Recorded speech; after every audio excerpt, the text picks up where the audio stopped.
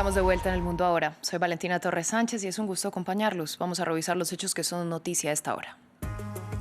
La oficina del primer ministro israelí, Benjamin Netanyahu, confirmó este lunes haber recibido el cuerpo de un rehén que previamente entregó Hamás a la Cruz Roja como parte del acuerdo de alto el fuego. Esto mientras el premier se reunió con los enviados de Estados Unidos y espera un encuentro con el vicepresidente J.D. Vance. El presidente electo de Bolivia, Rodrigo Paz, dijo en rueda de prensa que se contactó con el actual mandatario Luis Arce para iniciar la transición ordenada del poder. Además, aseguró que está conversando con países vecinos para restablecer el flujo de combustibles a la nación andina. Tenemos reporte. El ministro del Interior de Colombia, Armando Benedetti, denunció una amenaza de invasión de Estados Unidos, al tiempo que el presidente Gustavo Petro propuso al gobierno estadounidense legalizar la exportación de cannabis.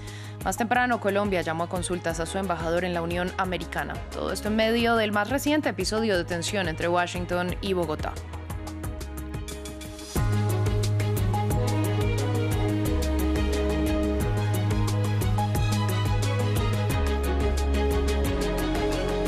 Abrimos esta emisión en Oriente Medio. La oficina del primer ministro de Israel confirmó que recibieron a través de la Cruz Roja el cuerpo de un rehén como parte del acuerdo de alto el fuego mediado por Estados Unidos. El gobierno confirmó además que el cuerpo sería trasladado a Israel para su identificación. Antes de la entrega de estos restos, el movimiento islamista palestino Hamás había devuelto 12 cadáveres de rehenes de los 28 que se comprometió a devolver en el marco de este pacto, en vigor desde el 10 de octubre. Todas las familias de los rehenes han sido informadas al respecto y les acompañaremos en este momento difícil. El esfuerzo por recuperar a nuestros rehenes continúa y no cesará hasta que se recupere el último. Entre tanto, el primer ministro de Israel, Benjamin Netanyahu, se reunió este lunes con el enviado especial de la Casa Blanca, Steve Witkoff, y con el yerno de Donald Trump, Jared Kushner. Según la oficina del primer ministro, el encuentro giró en torno a novedades en la región. Esto tras la jornada del domingo en la que, según Netanyahu, lanzaron 153 toneladas de bombas sobre la franja de Gaza y los ataques israelíes se cobraron la vida de decenas de gazatíes. ראינו אתמול את החמאס מפר בבוטות את הסכם הפסקת האש. Ayer vimos a Hamás violar flagrantemente el acuerdo de alto el fuego. Para nuestra tristeza, 2 combatientes cayeron durante la tregua. El sargento primero Itai Yavetz, que su memoria sea bendita, y el mayor Yaniv Kula, que su memoria sea bendita. Hamás sintió inmediatamente el peso de nuestro brazo. Lo atacamos con 153 toneladas de bombas. 153 טון פצצות. Durante la guerra en Siria, Líbano acogió a cerca de 1,5 millones de refugiados de ese país. Algunos de ellos están regresando a territorio sirio. Nuestro equipo de France 24 estuvo presente durante este proceso y se encontró con varias familias que se mostraron emocionadas, pero también asustadas de lo que encontrarán en su tierra natal. Esta es la historia. Son apenas las 6 de la mañana en Trípoli. En la Feria Internacional Rashid Karameh, Fatuma espera su turno para pasar al control de seguridad. Forma parte de los refugiados sirios que se disponen a regresar a su país por primera vez desde el inicio del conflicto en 2011. Hemos vivido en el Líbano en buenas condiciones, gracias a Dios, pero vivir en su propio país es sin duda mejor y uno se siente mejor. Tengo muchas ganas de volver a ver mi casa y mi pueblo. 168 familias forman parte de este convoy de retornos voluntarios organizado por el gobierno libanés, el Alto Comisionado de las Naciones Unidas para los Refugiados y la Organización Internacional para las Migraciones. Umo Hamad vive en Líbano desde 2013 y esta mañana sus hijos van a conocer por primera vez el país de sus padres. Mis hijos están muy felices de ir a su país, que no conocen. Al final es nuestro país. Están contentos porque van a inscribirse en la escuela y podrán hacer muchas cosas. Tienen muchos sueños. Los equipos de ACNUR circulan entre las familias, anotan los nombres, distribuyen los últimos formularios, pero su trabajo no termina aquí. Cuando los refugiados sirios regresan del Líbano a Siria, alertamos a nuestros equipos del otro lado de la frontera. Ellos harán el seguimiento con estos refugiados para evaluar sus necesidades, asegurarse de que su reintegración sea fluida y para mantenerse en contacto con ellos.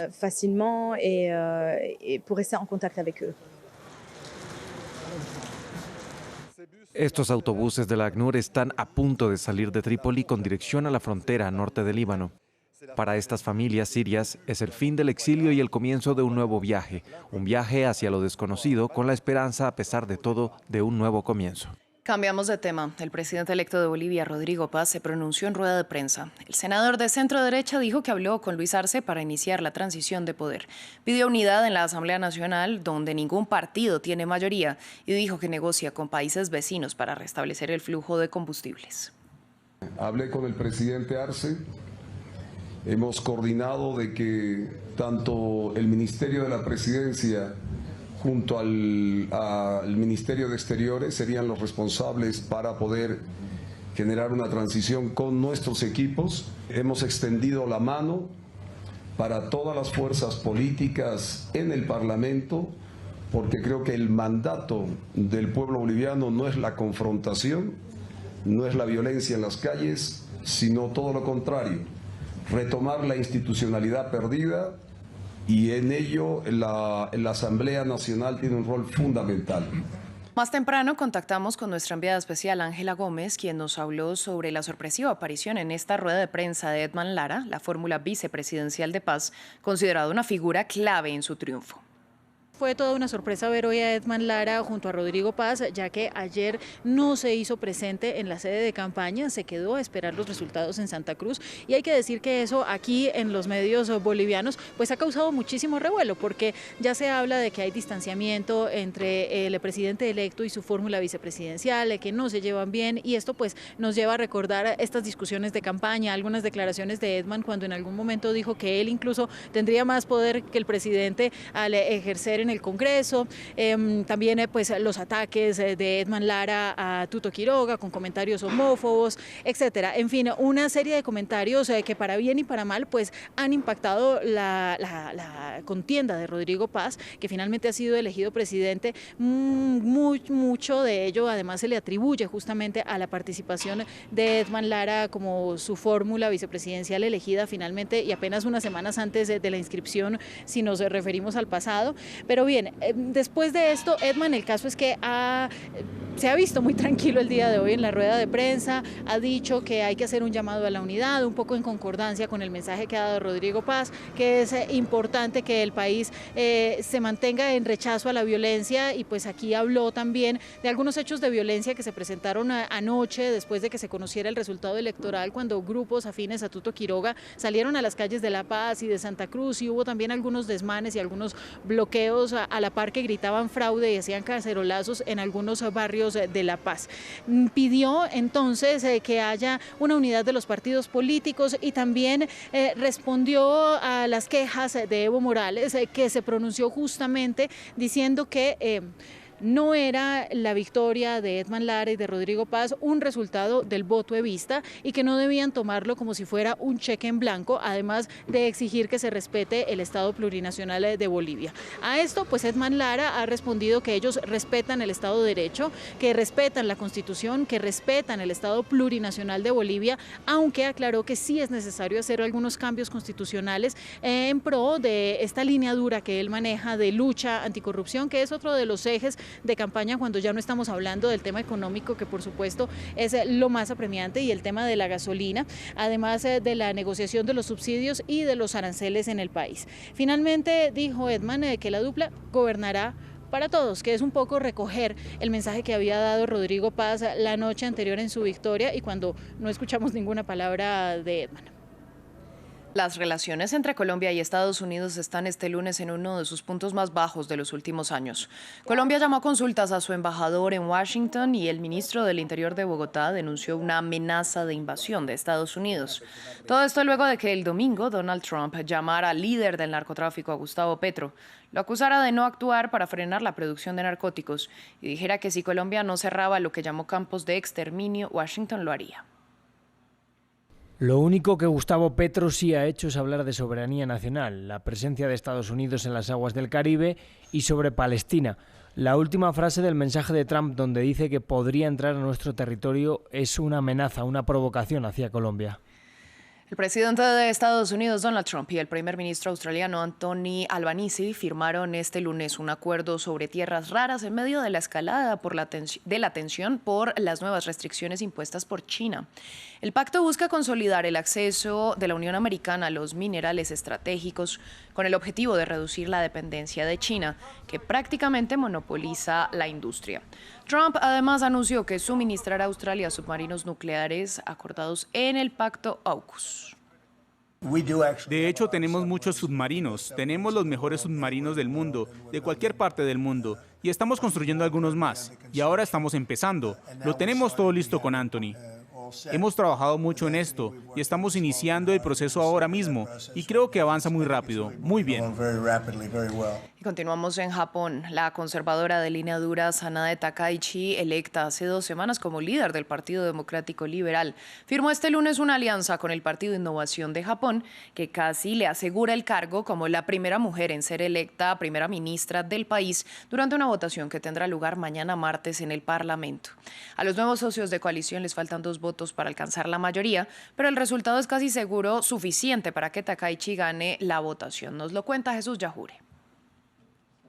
Sanade Takaichi a punto de convertirse en la primera mujer en ocupar el cargo de primera ministra de Japón. Conservadora, de línea dura, nacionalista y radical. Así es descrita la nueva líder del Partido Liberal Democrático, de 64 años y que podría reemplazar al primer ministro Shigeru Ishiba en una votación este martes. Ishiba renunció el mes pasado tras una serie de reveses electorales y Takaichi lo sucedió en una votación interna hace semanas. Este lunes ha firmado una alianza con el Partido Innovación de Japón, el más conservador, que le allana el camino para liderar el país. Nuestro partido es pequeño y débil, y somos pocos en número, pero creo que compartimos un fuerte deseo con su partido de fortalecer a Japón. Tras haber tenido la oportunidad de hablar con la presidenta del Partido Liberal, Takaichi, percibí su intensa pasión por impulsar el progreso en Japón. Una protegida del ex primer ministro Shinzo Abe, asesinado en 2022, ocupó las carteras de seguridad alimentaria entre 2006 y 2007 y de asuntos internos y comunicaciones entre 2014 y 2017. Admiradora de Margaret Thatcher, ascendió hasta el tope de un partido dominado por hombres. Se opone al matrimonio igualitario y a la reforma de una ley civil que permite a las mujeres casadas conservar sus apellidos, que según ella socavan los valores tradicionales. Gracias a los notables esfuerzos del señor Yoshimura, hemos podido concluir y firmar este acuerdo político. Tengo muchas ganas de trabajar juntos para fortalecer la economía de Japón. A cambio de su apoyo, el partido Ishin obtuvo promesas de Takaichi de un recorte del 10% en el número de legisladores, la suspensión por 2 años de un impuesto a los alimentos y posiblemente normas de inmigración más estrictas en medio de una creciente xenofobia en el país. Este martes, el expresidente francés Nicolas Sarkozy será trasladado a la prisión de La Santé, donde comenzará a cumplir su condena de 5 años tras ser declarado culpable de intentar recaudar fondos para su campaña electoral en Libia en 2007.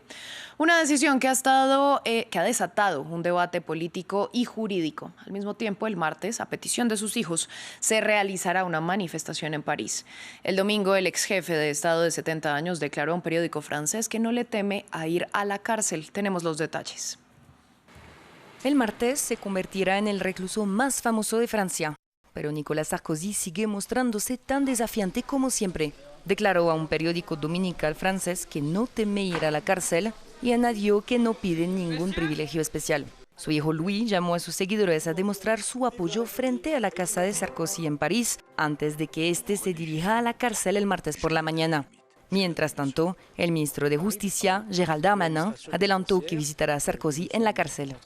Estamos ultimando los preparativos para garantizar que el encarcelamiento de Nicolas Sarkozy y su estancia en la prisión de La Santé garanticen su total seguridad.